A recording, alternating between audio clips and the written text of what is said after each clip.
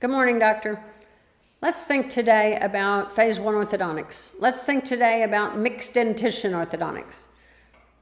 Let's think today about what you might be able to do for child patients that you had no idea was even possible.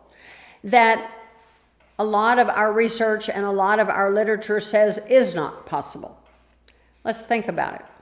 I can tell you that you can do a phase 1 and correct a class 2 or a class 3 using sagittal correctors such as the D2 or the motion appliance. And I can tell you that when you do that, that will be an almost completely stable correction, even with additional growth. I can tell you that you can correct overbite and overjet in phase 1 with mixed dentition of the permanent incisors and using the molars as well.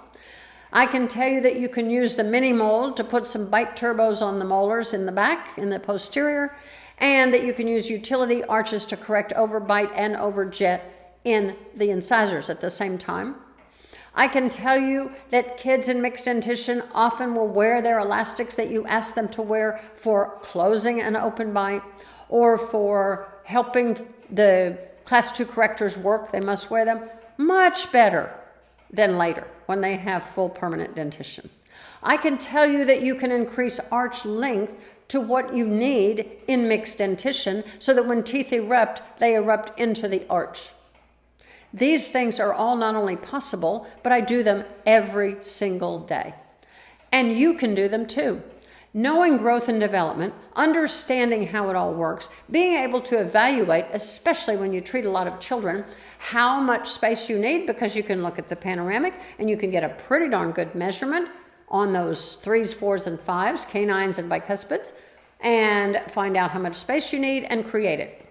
You can get a pretty good idea of what's going to be needed in terms of their growth and skeletal changes and what you should do now by looking at the cephalometric tracing that you actually use, that you actually have. You actually know the growth pattern of that patient.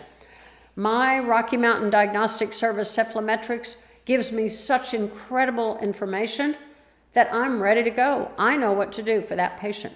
I might have a class 3 dentition with a class 2 skeleton, and I know to really keep an eye because as I do class 3 correction, it's going to usually be quicker than if I had a class 3 skeleton and more dependable, so to speak.